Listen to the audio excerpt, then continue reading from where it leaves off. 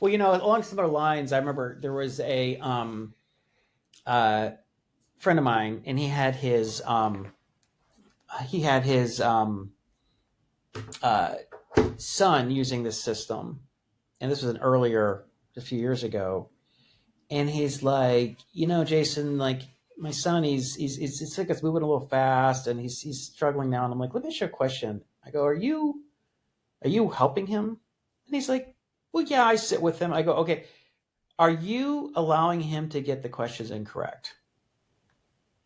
And this is a smart guy. Went to MIT. Right? This is not. He's not a dummy. He's like, well, no. I go, okay, listen, Aaron, you gotta let him make mistakes because if every time he's about to get the wrong answer, well, are you sure? Maybe we should rethink that, or maybe we need to.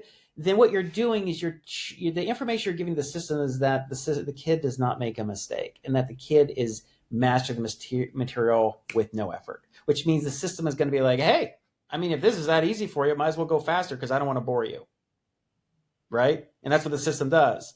You are misinforming the system. And I know you're not, as a parent, you're not trying to do that. You're just trying to help your son. And you kind of, I've done it too. I'm the guy, part of the system. I have done it. I'm sitting with my daughter, and Sandy's like, okay, well, we got dinner. Can you hurry up? I'm like, okay, all right. And then I'm just like, all right, are you sure? And if she gets it wrong and she has to do another one, you really just gotta like let them do it. Yep. I mean, you gotta let them make mistakes because that's what the information the system's taking in. Yeah, yeah.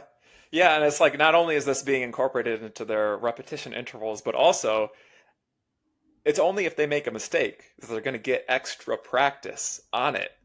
If you're not making mistakes, you're going to get the minimum number of questions to Yeah. to So to whenever I go hear from a forward. parent like, "Well, I think the system moving too fast," or even adults, it's moving too fast, it's because you're misinforming the system. You're using either as a parent is helping the kid, or they've hired a tutor who's sitting with the kid and doesn't let the kid make a mistake, or as an adult, you're like every time you get a question, you go back and review it in reference mode, because you don't want to make a mistake because you're a perfectionist and you want to get everything right. And win a bunch. I'm a perfectionist too. I get it, but that's you're and so that's why we have to basically let the system monitor that as best we can. Now, for students or adults who write it down and are just referencing a piece of paper, I mean, we don't have a camera on you. We can't like say, "Hey, you're looking at your notebook."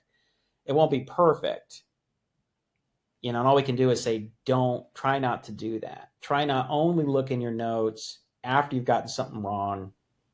And you're trying to Yeah. remember why you got it wrong. If the explanation isn't enough and you want to go to your notes, but try to resist the urge.